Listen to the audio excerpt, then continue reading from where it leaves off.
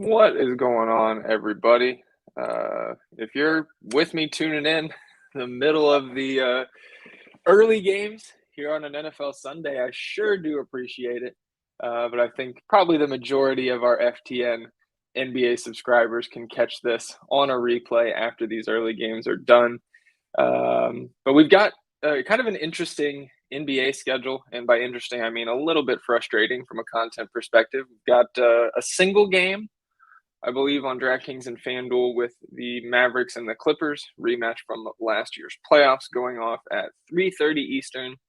There's a two-game early slate on Super Draft with that game and the 6 p.m. Eastern Los Angeles Lakers at Detroit Pistons. And then Super Draft does a three-game main slate with the final three games, and DraftKings and FanDuel have that Lakers-Pistons game on their main slate. So four games for the main slate on DK and FD. We'll keep it short. Probably won't go the full hour here. With NFL going on and me being solo, still many hours out from main slate lock. We will have ranks up by 5 p.m. Eastern, so we'll have those ranks up for the main slate an hour before main slate locks. So let's go ahead and jump into the game-by-game breakdown. I know some news came in somewhat timely with the start of the stream here. Maxie Klieber will make his return for the Mavericks, visiting the Clippers out in LA at the future Crypto.com arena or center. I'm not sure what the follow-up is to Crypto.com, but maybe we'll just call it the Crypt from now on. Luka Doncic is a game time decision for this one. So obviously, if you're playing that showdown slate on DraftKings or FanDuel, or the early on Super Draft, Luka, a huge cog in terms of news for the early game. Let's just talk showdown pricing on DraftKings here. We'll start with that Dallas side. Obviously, again, Luka priced up 12-4 on DraftKings on the showdown.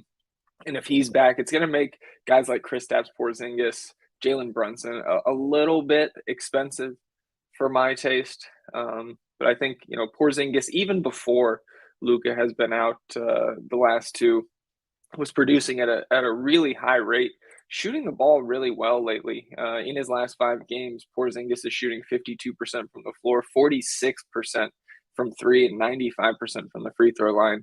18 of 19 from the line in his last 5 games. That's translating to some really great fantasy production, 25 and 10 double-double on average in those 5 games. So Porzingis may be an interesting lower-owned pivot if you're playing the bigger GPPs on DraftKings or FanDuel. But obviously, if Luka, is out, Porzingis becomes a priority, then Jalen Brunson is, going to continue to get that huge usage increase.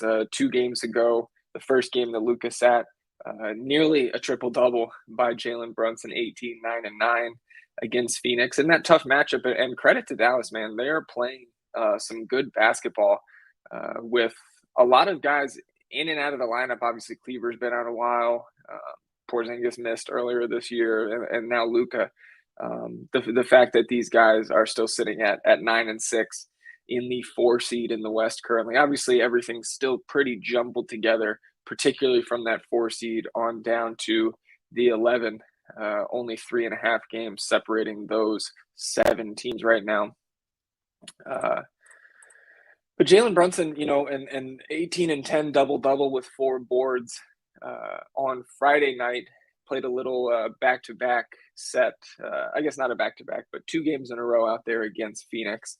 And now at the Clippers. So it doesn't get a lot easier for the Mavericks here. And I guess out of these 2 guys, Porzingis and Brunson, if Luka does play, I would prefer to spend up and just get Porzingis in and fade Brunson at that 8-2 price tag. In that scenario, I would have more interest in a guy like Tim Hardaway Jr.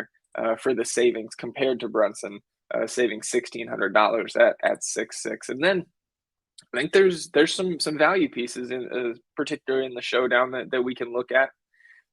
Dorian Finney-Smith always just, a high minutes floor, not going to do anything super flashy, probably in the box score to get you a slate breaking performance on the showdown, but at 4-4 would be a really solid piece in cash or tournaments to kind of lock up, 30 plus minutes at that low price. Dwight Powell sitting at 3K flat on the showdown. Not a priority for me. He just hasn't been, it seems like he's kind of capped at like 22 minutes. I know he did play 33 minutes back on Halloween against Sacramento, but since then has only played above 23 minutes once. And lately in his last four, 20, 22, 18, and 16 minutes. So the upside just doesn't seem to be there for a guy like Dwight Powell at this point. If Luka was out, I think you can Frank Ntilikina, as disgusting as it sounds, on a showdown slate. 18 minutes each of his last two games with Luka out, exceeding 20 DraftKings points in each. And that was including an 0 for 7 performance last time out against Phoenix in 18 minutes. He still put up 20 and a quarter DraftKings points. So when Frank Ntilikina is at 2-2 on a showdown slate with Luka out, he's definitely in play. Sterling Brown, to a much lesser extent, has not been getting the time that I expected. I thought he would be playing a slightly bigger role on this team, or at least getting more usage when he is out there and not shooting well. And so you combine that with the low opportunity, it's tough for me to get to Sterling Brown over Frank Ntilikina if Luka is out. I would even prefer, so a shout out Alan, who was talking Trey Burke this week. I would prefer to get down to Trey Burke compared to Sterling Brown, just historically a better fantasy producer. And you're saving, I think, $2,000 dropping down there on DraftKings. Excuse me, you're saving $800 on DraftKings in that utility spot. Reggie Bullock sandwiched in between those two guys, Burke and Sterling Brown, that is. And I out of those three, I would prefer Reggie Bullock, guard forward eligible. Doesn't matter on the showdown. But 28, 26, and 30 minutes in his last three, not producing well, not shooting at a high rate. But again, it's just the minutes is going to put Bullock well above Sterling Brown and Trey Burke for me if Luka is out. And if Luka is in, either way, if Luka's in, I'm not playing Frank, I'm not playing Trey Burke. And I think you could still get away with Reggie Bullock for value. The rest of the Mavs front court is just so jumbled. Willie Cauley-Stein's only playing like 10 minutes a night. Obviously, Dwight Powell, we talked about getting into the low 20s. Porzingis playing sometime at the 5, and then you can get your, Boban rotation game to game. We saw, obviously, it was Rick Carlisle last year, but we saw Boban play against this Clippers team when they were small. But the Clippers are still shorthanded themselves, so I just don't think we need to roll Boban out there today, even on the showdown slate. Obviously, Moses Brown's still not really in this rotation at all either.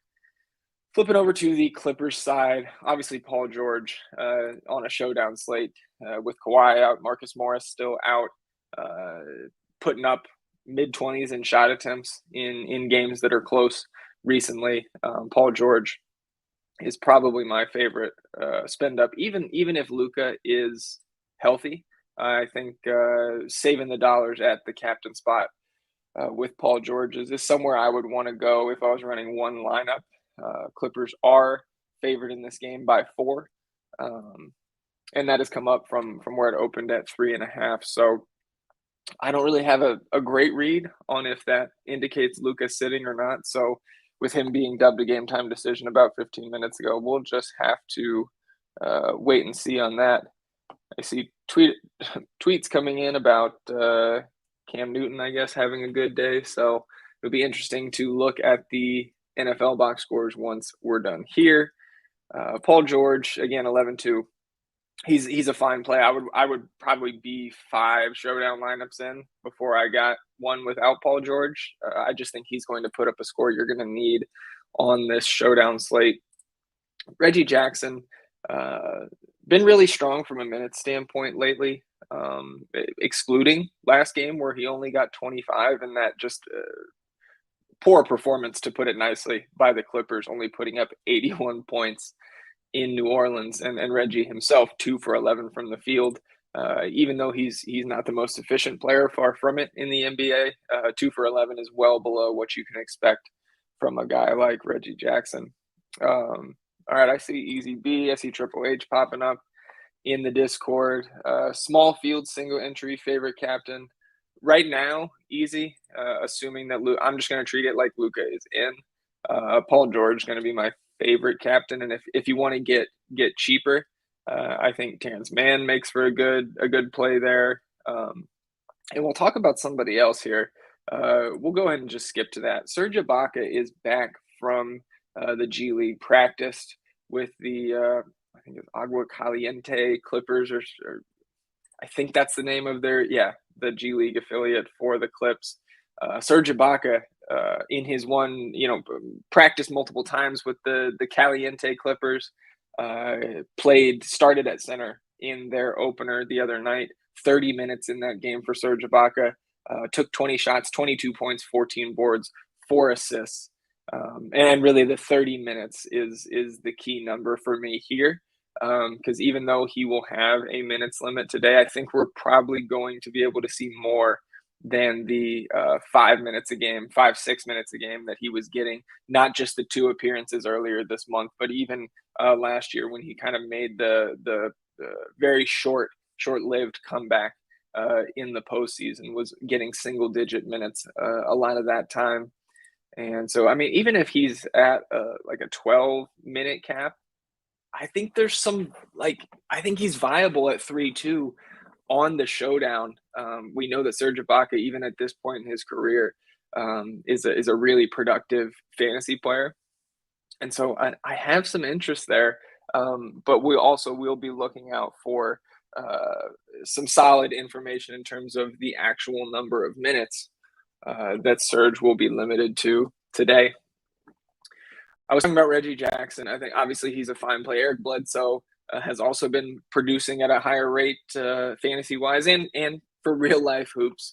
He also had a down game against New Orleans that pretty much the entire Clippers team did. Bledsoe was 3 for 10 in his 28 minutes against his former team there. So didn't quite take advantage of that revenge spot. But I think he's fine. Neither of those guys, Reggie and Eric Bledsoe, priorities for me here. And I think with only $600 between them, I would still prefer Reggie Jackson, who I think has that 37, 38 minute upside to take 20 plus shots. So I would, if I can afford it between those two, I would rather spend the extra 600 for Reggie Jackson. Zubac, when Serge Ibaka first came back a few days ago, or a few weeks ago, I should say, it really scared me off, Zubac, and then he went on a tear of double doubles and 30 plus fantasy points on DK. But my feelings really haven't changed about that situation. I think we've seen that Ty Lue isn't going to take Isaiah Hartenstein out of the rotation, even if Serge is back. That might play out differently a few weeks from now if Serge gets back to full strength, whatever full strength might be for Serge Ibaka at this point in his career. But with all 3 of those guys occupying the 48 minutes at center, it's tougher for me to prioritize a guy like Zubac on this showdown slate because I do think he's going to pick up a significant amount of time, or ownership, not time. And I'm nervous about even Serge Ibaka taking 10, 12 minutes from him. I'm nervous about the upside there, and you can save $3,200 by going down all the way down to Ibaka. But again, with that Ibaka play, we just need to be on the lookout for Ty Lue's pregame media availability. Hopefully he addresses what he thinks about Serge's minutes, or what he's been given the green light from the training staff to allocate to Serge today. Then we're getting down into Nick Batum, who did play after his 1 game absence for some, I think, Achilles soreness. Played 31 minutes against the Pelicans in that dismal loss. But again, it's the minutes that we're attracted to here. He's been playing close to 30 in most games in his last 10, even gotten up to obviously 31 on Friday, 35 on the 14th against Chicago, 37 on November 11th against Miami. So some significant minutes upside for Batum. We know he can contribute in all 5 categories in the box score, and has put up multiple 20 plus point real point games, I should say, this season. So I think Batum's just fine. I like Terrence Mann a lot. Didn't quite do it for us. Each of the last 2 games when we've been pretty high on him, kind of a mystery ankle injury that popped up earlier in the week, but he played Thursday and Friday, 24 and 27 minutes, which is down from what we had been getting used to. Mann had been playing low to mid 30s for 6 of the previous 7 games before that ankle injury. I'm happy to go right back to him here at what I think is probably going to be lower ownership than what it should be. I would still rather play Terrence Mann than Luke Kennard for the $400 premium there. You know, Luke Kennard has played a much bigger role this season with the injuries that the Clippers have had, kind of finally earning that big contract that they're paying him. And he's a feast or famine play. You need him to take double-digit shots, which he's done 3 of his last 10 games, and he's going to need to hit at least half of his shots to get on top of this price tag. He's not a guy that produces a lot of peripherals, and so again, I would much rather go to Terrence Mann than Luke Kennard. Isaiah Hartenstein, I don't think I can get there for I would rather Zubac for $1,400 more. And if you're looking at Hartenstein, I would just drop down to Ibaka for $1,800 less. Again, pending that minutes news.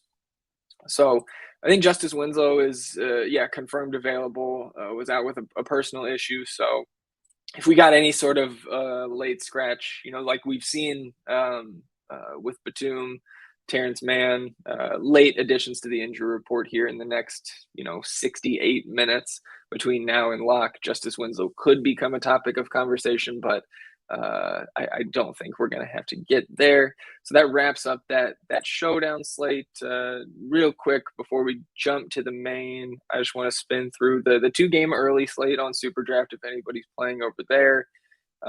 Obviously, all 3 guys, we'll get into the Lakers here in a second. All 3 Lakers studs played on Friday, got run off the court by the Celtics. But any of those 3 guys are fine on Super Draft. I would prefer LeBron and Anthony Davis to Russell Westbrook. Again, you're looking for Luka Doncic news. Porzingis, if Luka is out, 1.35x would become a lock for me on that 2-game slate. And even if he's in, I like him at that multiplier. You've got a trio of Pistons here at 1.45x, Jeremy Grant, Saddiq Bey, Cade Cunningham. I think I prefer them, Cade Cunningham first, then Jeremy Grant, then Saddiq Bey. Tim Hardaway Jr. at 1.6x would make some sense, especially if Luka is out. Batum 1.7, Carmelo Anthony 1.65. Not a ton of really attractive options above like that 1.6x level. Just scrolling through guards, etc. We'll talk about some of these Detroit plays. I guess if some of that news breaks right, particularly with Killian Hayes, then Corey Joseph could be interesting at 1.75x, but you also get Eric Bledsoe 1.65, Batum, and Luke Kennard 1.7. So more interesting options above that 1.6x range at guard and at center. Slim pickings. Anthony Davis up top. Porzingis also center eligible. Looks like Isaiah Stewart's going to suit up for Detroit. He's 1.5x. Zubac 1.6. Not terrible. And that's about it at the center spot. So we'll move into the main slate here. Okay, I see Josh Frickin here asking about favorite Dallas showdown guys. So real quick, we can jump back to that. A lot of it's going to hinge on the Luka news. Josh, and if he's out, Porzingis is a priority, Brunson is a priority. If Luka is in, I'd prefer Tim Hardaway Jr. over Jalen Brunson for the $1,600 discount. I think Porzingis is just fine if Luka is in, but obviously way too cheap if Doncic would sit. Again, if Luka's out, you can Frank Ntilikina for value, you can Reggie Bullock for value, you can even Trey Burke for value, and then Sterling Brown out of those 4 Dallas value guard / wings. Sterling Brown is 4th out of those 4 for me. So hope that covers it. Jumping back into the main slate, Lakers at Detroit is the first game here. Then we've got a 2-hour window of no tip-offs until the rest of the slate resumes at 8 Eastern. So Lakers at Detroit, the Lakers are 7-point road favorites here up in, I don't even think, it's not the Palace at Auburn Hills anymore. I don't remember off the top of my head what the new arena is up there. I'm sure it will come to me. I guess Jonathan Taylor maybe got a third touchdown. Maybe Josh or Easy, you can let me know what's going on with Jonathan Taylor. I just traded for him in one of my main leagues this week, so a hot start now that he's on my squad. So the Lakers, as I said earlier, they got absolutely blasted by a shorthanded Boston team on Friday night. I believe they gave up 130 points. But the big takeaway for me there is the minutes for Anthony Davis. I mean, we've seen with LeBron out, he was playing more. Played 40 minutes against the Spurs last Sunday in the afternoon game. Played 37 at Milwaukee in that loss. Back on, I believe that was a Wednesday night game. And then at Boston, another 37 minutes in that 22-point loss. And if we pull up the game flow from Friday night, you can see that Anthony Davis lost. If this game was close, he was on pace to play over 40 minutes. And so with the Lakers only 7-point, and I say only, that's a pretty significant margin being a road team. But if this game is around 7 points late in the fourth quarter, neither team is going to be, waving the white flag and sitting their guys. So Anthony Davis is my priority play from this Lakers team. He's going to have, unless something changes, he's going to have the highest rank when the ranks come out in about 2.5 hours for DraftKings. Out of these three Lakers studs, LeBron is questionable. Abdomen soreness, I think, is what's listed. Let me pull up the official injury report here. Questionable. Oh yeah, the rectus abdominis is back. So always love when that pops up on the injury report. So who knows if LeBron's going to play? They're not on a back-to-back here. Played on Friday, don't play again until Tuesday night. So I would expect LeBron to play, but who knows what's going on with that. Westbrook, I don't have a ton of interest in if LeBron's playing. He's just the production's just not there. The ceiling doesn't seem to be there when all three of the studs are available and active. At least at this 10-2 price point. If Bron's active, I'd rather pay $200 for him. I'd rather pay $400, much rather pay $400 more for Anthony Davis against this outsized and outmanned Detroit front court. Okay, well, there we go. Luka Doncic is ruled out. So again, get your Porzingis, your Jalen Brunson, your Tim Hardaway Jr., and you can play those value guards as well. Frank Ntilikina, Reggie Bullock, Trey Burke, and then Sterling Brown. I think I would go Reggie Bullock, Frank Ntilikina. Those are very close. Trey Burke third, then Sterling Brown out of that Dallas value. And somebody I didn't really touch on outside of saying that he was back and active, Maxie Klieber. Coming off the oblique injury that's kept him out 9 games, I think now. You would have to think that he's going to be on some sort of minutes limit. But at 2.4, if that minutes limit is 24, I'm fine taking a shot on Klieber at such a cheap price tag on the showdown. So if there's any more, 2 Jonathan Taylor touchdowns, 2 catches, 19 yards, 7. Yeah, he's crushing it. So if anybody's got any more showdown questions, just tag me. But we'll keep moving through the main slate here. Talon Horton-Tucker obviously been absolutely. What rating would I give Serge? Low at this point, just because we don't know what the minutes limit is. But if this guy's playing 30 minutes in a G League game the other night, I just don't understand why the minutes limit would be single digits coming back to the big league team. Like, I could understand 14 to 16 minute limit, I guess, because it obviously is a step up in competition, but the G League is at worst the third best league in the world behind the Euro League. So it's not like he's out there playing a bunch of stiffs. Um, I think he would probably right now get a 7-8 kind of border range for me. But that would be above what I would give Isaiah Hartenstein at 5,000. I think right now I would probably have Serge and Ivica Zubac ranked similarly with the lean to Ibaka because of the savings. And how much you're going to be spending on Porzingis and Brunson now. Paul George is absolutely still my favorite captain. You can captain Porzingis or Brunson. Those guys, all three of those guys are fine.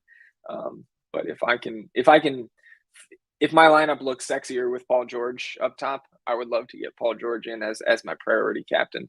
I'm fine playing Maxie. I would love to hear some news on a potential minutes limit for Klieber. And if you're going between Maxie and Reggie and THJ and Serge, I think I'm going the second one easy. Like with Luka out, Tim Hardaway hasn't really shown that any sort of massive ceiling with Luka out, but it's the shot attempts for me. Like if he hits 50+% of his shots, 21 and 23 shot attempts in the 2 games so far with Luka out. You pair him with Serge, who again, it would just be weird to play 30 minutes in a G League game and then be limited to single digit minutes. So I'm going that THJ and Serge side. And I think with Luka out, you can absolutely, you said you have Brunson and Porzingis already. Stacking all three of those 3 most expensive Mavericks who are left active is perfectly fine with me. THT, obviously the minutes came back down with LeBron in the lineup. I think he'll be hovering in that high 20s to 30-minute range. He's not out of play, but just far from a priority at this point. Only 6 shot attempts in his 27 minutes against Boston. 0 for 6. So we certainly expect Horton Tucker to shoot at a much better rate on a night-to-night basis. Just had an off night the other night and priced correctly now is, I think, what I should say. And now above Carmelo Anthony, who's down at 4.9 and very much a secondary play for me, especially with LeBron back. He's going back to his bench role. And it's just, he doesn't really excite me. Even when LeBron was out, like I wasn't getting to Carmelo Anthony much in his last 10 games. He really had just those 2 outstanding shooting performances against OKC. So, great matchup in that loss back on the 4th. We played 32 minutes and went 5 for 10 from 3, 21 real points. And then 2 games later against Charlotte, where we went 9 of 13 from the floor, 7 of 10 from 3, and 29 real points for some vintage mellow scoring there. Outside of that, he's been mediocre at best in his time in terms of his fantasy points per minute. Let's see. Just trying to keep up with you guys in chat. Is this too chalky? Yeah, maybe. And through the first 5 spots there, Josh, I think yes. But I don't think a ton of people are going to get to Serge. So I'm just fine with that lineup. You could also, leave some salary on the table. And you could go a Porzingis or a Brunson over Paul George. And just, again, you're making the bet that the guy you put over Paul George is just going to outscore him raw points. But crazier things have happened than Porzingis or Brunson or even Tim Hardaway outscoring a guy like Paul George with Luka out. So I like the 6 guys you've got in there. I think the only way you could get different is by leaving salary and just kind of rearranging your captain there. Malik Monk is fine. He's in as a secondary play for me. Let me pull up the game flow just to make sure. Yeah, so he didn't benefit at all from the blowout and actually may have been hurt, may have been in line for 4 more minutes if he was going to close that game as the Lakers were making their final push. It was Rondo, Monk, LeBron, Horton Tucker, Anthony Davis. So he was looking like he had a chance to maybe close that game. Might have come out for Russell Westbrook down the stretch, but I think Monk with mid-20s minutes at 3.9, even only shooting guard on DraftKings, he's a fine secondary piece of value. I don't really want to get to Rondo unless I'm playing, some sort of showdown type scenario. Then maybe you're thinking about him, but I still think I'd rather have, Rondo only had 10 minutes and really only 6 minutes um, of consequence against the Celtics with LeBron back. So a Rondo play would determine or be determined by LeBron's status. Um, Detroit side, Cade Cunningham finally priced up to either where he should be or at least near where he should be. 7-1 on DraftKings. We've seen him get on top of that price tag really 3 games in a row, going back to the game where he nearly triple-doubled against Sacramento. 46, 41, and 51 DraftKings points in his last 3. We've seen the minutes solidify into the mid-30s, 36, 34, 35 in the last 3 games, 33 and 31 minutes the 2 games before that as well. So Cade Cunningham is a great way to spend $7,000 on DraftKings, in my opinion, today. He's taking control of this team, and it's showing up in the box score. Jeremy Grant, only power forward eligible now on DraftKings, but I think he's kind of a sneaky secondary play. I think most people will go up to Cade Cunningham for good reason, down to Saddiq Bey for 1,100 less, and for good reason. But if you're running multiple lineups, I think Jeremy Grant on a 4-game Sunday slate is an interesting target. You're going to need him to pick up the peripherals. I'm going to cough here. You're going to need him to pick up the peripherals and knock down his shots at a high clip. And Jeremy Grant, not somebody that's been shooting great per se. 40% from the field, 30% from 3 this season. I think there's room for that to improve. The Lakers have not been a good defensive team so far this year. So he's fine. Saddiq Bey, now that he's down at 5'6", I have more interest. We know what kind of upside he has when he's hitting his shots. And the peripherals can come along with that. 5 points or 5 rebounds, 3 assists in the last game. Even you look back to the back-to-back in the 13th and the 12th, 8 rebounds, 5 assists, 7 rebounds, 2 assists, putting up over a stock per game. So Saddiq Bey at 5'6" is just fine. Isaiah Stewart only played 15, 16 minutes against Golden State on Friday, rolled his ankle. I got a text message from Stefano and Joe talking about, Isaiah Stewart went down because they know that he's my highest owned best ball player, but he came back to the bench. Apparently he practiced yesterday. I'm sure it wasn't a super intensive practice, probably more just like a walkthrough type shoot around. But the fact that he's probable for today against this huge Lakers front court, they're going to need him at 4'6", and I think when the ranks come out, he's going to be ranked very highly. We saw the previous 3 games, 32 minutes, 27 DraftKings points, 27 minutes, 28 DraftKings points, and then against Toronto, 32 minutes, 33 DraftKings points. Still hasn't hit the double-double this year. So I'll put in the call for it again. I think Isaiah Stewart double-doubles here. We saw 11 rebounds and 15 rebounds on the 17th and the 15th, respectively. Just needed one more bucket to get that double-double bonus. So I'm going to like Isaiah Stewart a lot at 4'6". Killian Hayes is questionable. If he's in, he's fine. We've seen some of the upside that I think a lot of people who were familiar with his game before he got drafted, that upside that everybody was kind of trumpeting, if you're a Killian Hayes believer. Back on the 12th and 13th, that back-to-back that we talked about, 32 DK points, 40 DK points, but come back down to earth, both minutes and production-wise, over the last 3. So if he plays, he's fine battling that thumb injury. I'm not chasing Frank Jackson's 27 real points from last game. Fantastic shooting performance from him, but at 3.9, if Killian Hayes is out, you can play Frank Jackson. I would much rather get to Corey Joseph at 3.2. And even if Killian Hayes is in, I think Corey Joseph a fine punt at that 3.2 price tag. Josh Jackson 3.8, not a priority for me. Not going to scoff at you if I see him in a lineup. Hamidou Diallo is still just not playing a big enough role for me to have interest.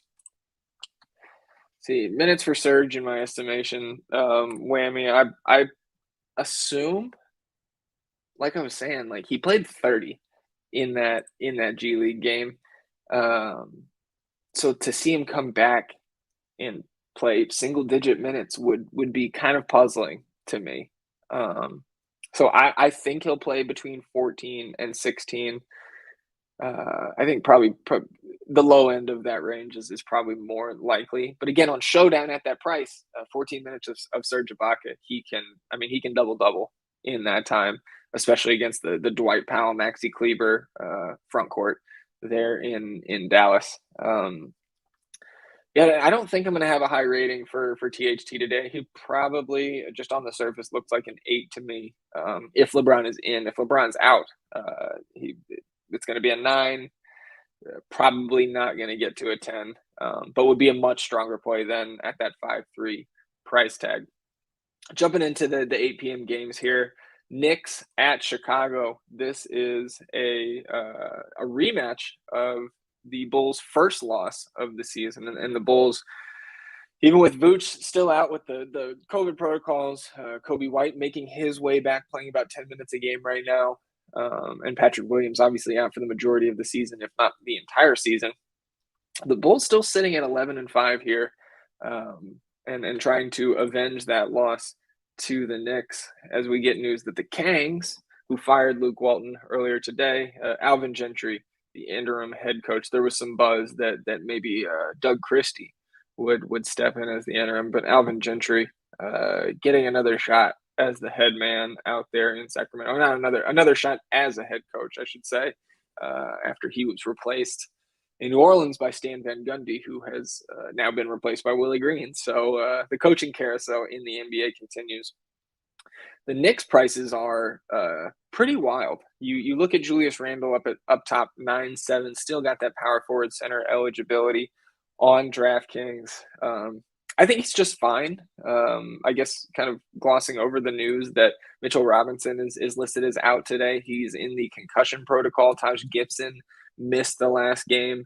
Last night, actually, the Knicks are on the second half of a back-to-back. Taj missed with a groin soreness, I think, questionable for today. I mean, if he sits, even if Taj is in, I like Nerlens Noel a lot at 3-7, but if he sits, like, Nerlens Noel played 29 minutes against Houston last night. Didn't produce at nearly the rate that we're used to fantasy-wise, but just in the last, Nerlens was out almost 2 weeks, I think, before he returned last night with knee soreness.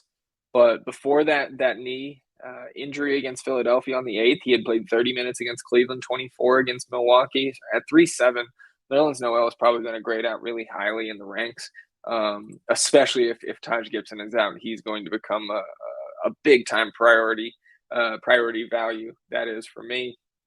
If Taj is out as well, you'll probably see some Julius Randle minutes at the 5 as well.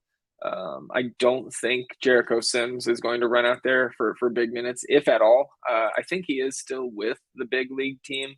The Knicks do not have him listed as somebody that's assigned to the G League, but we've already experienced this year that some of those teams not doing the best job reporting who is and who isn't with the team in terms of those two-way guys.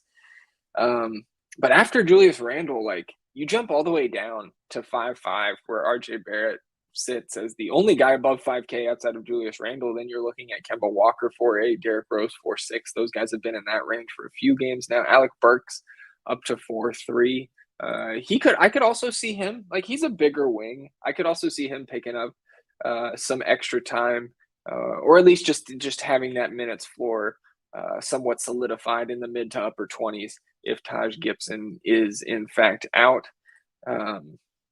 Evan Fournier also is down to 4K flat. And for a guy who the first of this month was a 6K player and was well deserved, was scoring, producing fantasy points at a much higher rate, or much more consistent rate as well.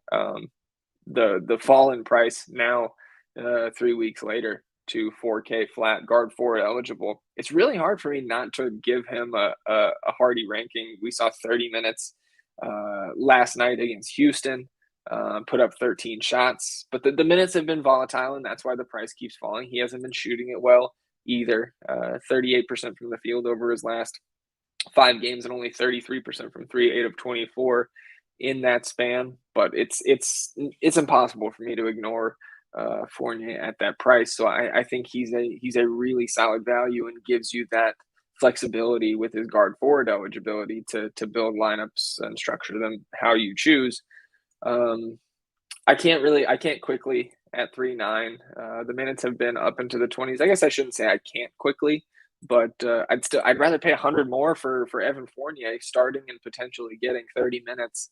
And we know, quickly can get his minutes pulled out from under him. Jalen Hurts, I'm getting notifications. Hopefully he's scoring more touchdowns because I have a lot of Jalen Hurts in season long. That's about it from the Knicks. We can go to the Bulls side. Vucevic, as I said, still remains out for this team. Levine, DeRozan, kind of flip-flopping prices, slate to slate now. Both of these guys doing fine each game, but you kind of have to land on the right one. It seems like one of them puts up high 40s, low 50s in DraftKings points each time out, and the other one doesn't quite get there. I would still prefer to spend up to Levine. Especially on a site like DraftKings or Super Draft, where I believe they're still both 1.25x. Both of those sites have the 3-point bonus, so it just kind of slightly gives Levine the edge to me when their prices are so close. But there's no denying that DeMar DeRozan is playing some of, if not the best basketball of his career. You look back past the previous two games, the back-to-back out in LA on the 14th and the 15th, 35 and 38 real points for DeMar. So he's playing at a great level. The assists, even with Lonzo out there, Kobe White coming back, Caruso playing huge minutes. The assists are still there, averaging right around 5 over his last 5 games and over 4 on the season. So I'm fine with either of those guys. I prefer Levine. Lonzo Ball still at a discount to those two. The minutes are extremely solid with Lonzo, 38, 37, 38, 34, 37 in his last 5. You're really going to rely on him making shots at an above average clip at this point to get on top of this price tag. But I don't hate him in tournaments at all. We saw 3 games ago when he had to go 7 of 10 from 3 to do it. But he can add the peripherals. He had 8 assists, 7 boards in that game against the Lakers, 53 DraftKings points and 27 real points. But then you look the next 2 games, even 7 of 13 from the field wasn't enough for him to get there with 4 stocks, only 37 DK points against Portland in those 37 minutes. And then we see against Denver 2 nights ago, just kind of the ugly that can come from rostering Lonzo Ball in this new Bulls lineup this year. 38 minutes, but only 21 DraftKings points, only 9 shot attempts. So that's kind of like that's the floor you get with Lonzo. You go back before that 53 DK point outing the night before against the Clippers, 26 DK points. The game before at Golden State, 22 DK points. So Lonzo's very feast or famine at this point with this Bulls team. You can save $1,700 and go down to Alex Caruso, who's still playing mid to high 30s in minutes. Only 1 for 8 last game, so a down game for him as well against Denver on Friday. But he's also you remove that game. And you look back at Portland on Wednesday, played 38 minutes and then 47.5 DK, almost triple-doubled with 4 stocks, 12 points, 10 boards, 9 assists, 2 blocks, 2 steals for Caruso against Portland. So I don't think we see that type of output from Caruso today, but him exceeding 30 DK if he's going to play, 37, 38, 39 minutes, that would not be surprising at all. So I have some interest in Alex Caruso as well, as long as he's going to start and play those big minutes. We can't get to Kobe White at 5K yet, really playing 10 to 11 minutes at this point. I haven't seen anything about his minutes limit being raised today. So he's out of the pool for me. Derek Jones Jr. is pretty interesting. Again, you're going to have Nerlens Noel out there, Julius Randle, possibly Taj Gibson, but it's never going to be extremely small. So Tony Bradley at 3.3 is still in play, even though we haven't seen it. Like, he hasn't put together the fantasy rates we're used to from Tony Bradley, dating back to his days on the Jazz, on the Sixers last year, and now with the Bulls. When he's getting 20 plus minutes, the production isn't coming. And then you look last game, only 15 minutes against Denver, but 16 and a quarter DK points. That type of production is more, slightly above a point per minute is what we're used to from Tony Bradley. So on a 4-game slate at 3.3, again, Nerlens Noel is going to be on the other side of this game, a much bigger priority if Taj Gibson is out. But I think Tony Bradley, if I'm running 20 lineups, I want shares of that. I mentioned Derrick Jones Jr. I think you can, he's playing right around 20 minutes. I think he's got a minute ceiling. We saw 24 minutes last game, low 20s minute ceiling for Derrick Jones Jr. And we know that he's a guy that can rack up a bunch of stocks quickly and has been scoring at an okay rate for this Bulls team coming off the bench. So at 3-4, he's an okay punt. Anybody else from this team? Not really. Again, this is a team that has reported that Tyler Cook, Devin Dotson, Marko Simonovic is down in the G League. Just like with Oklahoma City last week when they listed like 5 guys in the G League and all 5 of them played in the big league game that day. I guess we'll just have to wait and see. But, I'll take their word for it. We don't need to get cute and go to a Tyler Cook or anything like that. Denver at Phoenix. Obviously, big news we're waiting on is if Nikola Jokic is going to play. Sat out Friday's game with that wrist injury. So it's to be honest, it's at least from what I've seen, it's been extremely vague with what the severity of this wrist issue is. Being listed questionable over the weekend, it certainly didn't get worse. But if they sit him here, and maybe we can look to the Vegas total kind of as an indicator, opened up as Suns 7.5 point favorites at home. It's since moved to 8. So I don't think that indicates that Jokic is playing, but that spread's not out of hand where I definitely think that he's sitting. So it's kind of a wait and see. If Jokic is in, I'm all about it. We know what kind of rates he's putting up with, Jamal Murray obviously been out the entire year, but now Michael Porter Jr. also off the floor.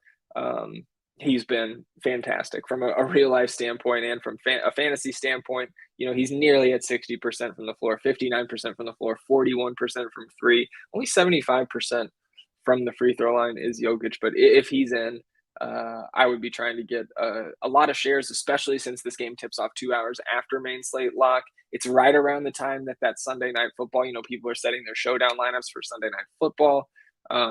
So I would, and I'll be in the Discord. We'll have the ranks, all that.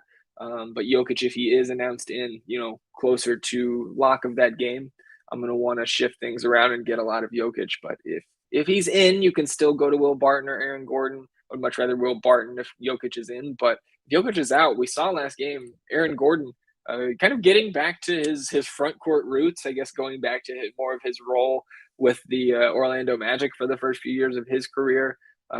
We saw him shoot kind of abnormally well, 10 for 12 against the Bulls on Friday, but it's 37 minutes. It's the peripherals, 9 rebounds. He averages just less than 6 rebounds on the season, 4 assists, which is double his season average, got 2 blocks for good measure in that game, nearly 50 DK points for Aaron Gordon. So I would think he's probably going to project into the high, if Jokic is out, into the high 30s in DK points, which at 6'3" is perfectly acceptable. So I would like Aaron Gordon a ton if Jokic is out.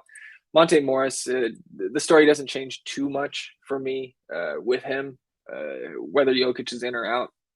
The minutes are going to be solid. It's going to be high 20s to low 30s with Monte Morris. And if he's going to take double-digit shots, probably between 10 and 14, if he makes more than half, he's probably going to get on top of this 4-6 price tag. So Monte Morris is just fine. Obviously, with Jeff Green, with JaMychal Green, we need to wait to see if Jokic is in or out. If Jokic is in, I don't have really interest in either of those guys at all. And if Jokic is out, we're going to have to pay attention. Jeff Green would probably get the start at the 5 again. Not a good matchup against DeAndre Ayton, but you can't ignore him at 3-7, especially with that small forward eligibility. You can build some really big lineups in that case if Jokic is out. I still prefer Bones Highland to my guy Facundo Campazzo, although we did see Facu get in and play big minutes on Friday. The last 2 games that he's gotten big minutes, last game against Chicago and then on the 14th against Portland when he played 22 minutes, he's been really productive. So it seems like Coach Malone with Facu is kind of just playing the hot hand. If Campazzo gets out there, we know he's going to throw a couple flashy passes and probably try to get a steal or two on defense, rotating from the help side. He's a little sneaky like that. But if Campazzo goes out there and bangs a three or two, then I think Malone is more apt to keep him out there. And that directly correlates with the minutes of Bones Highland. We saw Bones only get 19 minutes last time and not produce at a rate that I think is going to play out over the full season. So I prefer Bones Highland as it stands now. And if Jokic is in, you certainly don't need to prioritize either of those guys. PJ Dozier more interesting to me if Jokic is out, as they kind of stretch that lineup out and push some typical wing guys like Aaron Gordon, Jeff Green to the five, push those guys down. I think PJ Dozier becomes a little bit more interesting to me. You saw it kind of play out with 10 boards against Chicago when Jokic was out on Friday. Austin Rivers, very, very much secondary, even tertiary if Jokic is out, and completely off my radar if Jokic is in. And JaMychal Green, kind of the same thing there. If Jokic is out, you can think about it, but he only got 11 minutes against the Bulls on Friday. But I still think with that power forward eligibility, you can absolutely play JaMychal if Jokic is out. But again, not a priority. The Phoenix side, again, big home favorites here. Prices come up on DeAndre Ayton finally. I still think you can play him at 7.5. But when he was at 6.2 back on Wednesday, and I was kind of shouting from the rooftops to slam him in. Much different story here now at 7.5K. Especially with how much I want to get to Nerlens Noel, who I've talked about. I think Nerlens would maybe end up a lock for me, or like 80% of my lineups in an MME build if Taj Gibson was out. But above Ayton, Booker, Chris Paul, prices are slowly creeping down. Booker's just gonna have to get. It seems like at this point you're gonna need like close to 30 real points from Devin Booker. To get on top of this 8.6 price tag. I'm fine if you want to take a shot. I don't think he would make one lineup for me on this slate. And Chris Paul still just way out in front in terms of potential assists this season. I don't think it's still quite at the 19.5 per game level. But we've seen 14 assists in each of his last two games. If he's making shots 7 of 14 last game, you see that easy double bonus.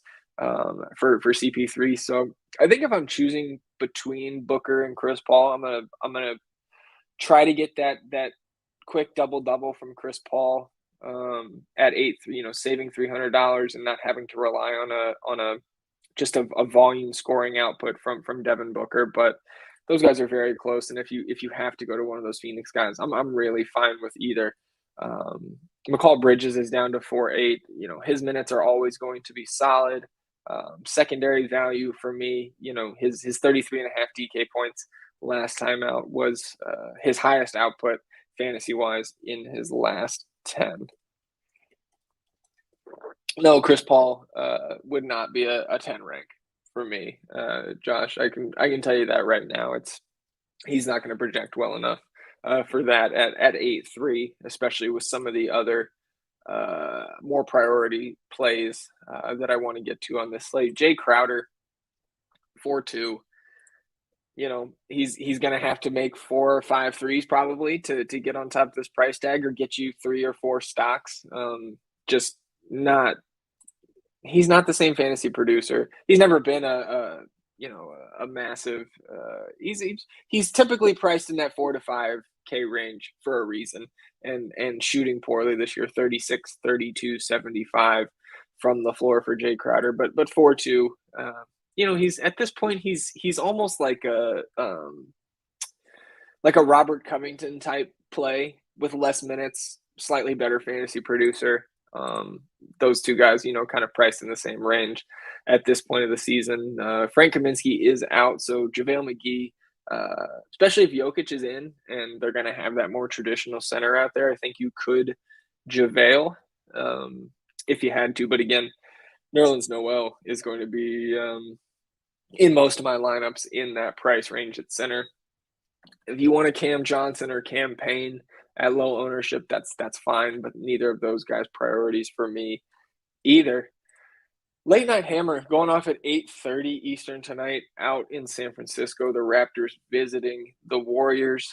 Some news we're waiting on from the Toronto side. OG Anunoby, who was listed out indefinitely last week, now listed questionable with that hip issue for tonight's game. So I guess like the chances are improved clearly that he could come back tonight. But I just, that was not my read on that situation, that he would be back this week.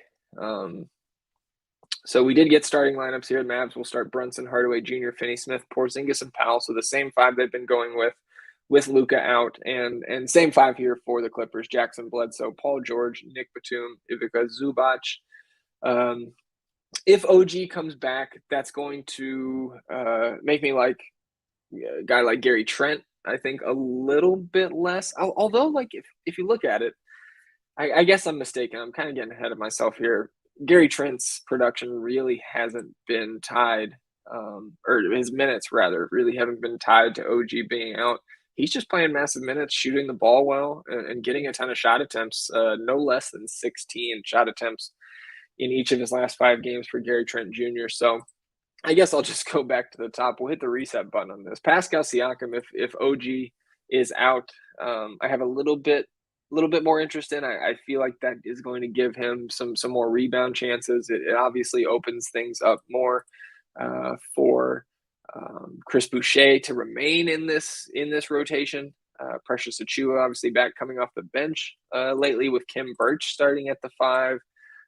So kind of a jumbled mess there in the front court, but Siakam at 8-4, it's not a great matchup against Golden State. You know, that Draymond Green led defense down there, but he's just fine. I would prefer Fred VanVleet attacking the defense of Steph Curry and Jordan Poole and guys like that. You know, Lil Glove's going to come off the bench and harass Fred VanVleet, but I'm not super worried about it. I think, you know, should be high teens, maybe even touching 20 shot attempts for Fred, although it's tougher for him to get to that number now with Siakam back. And, you know, certainly if OG comes back, if OG's back in at 7-4, I think he's fine. I wouldn't put him in one lineup for sure.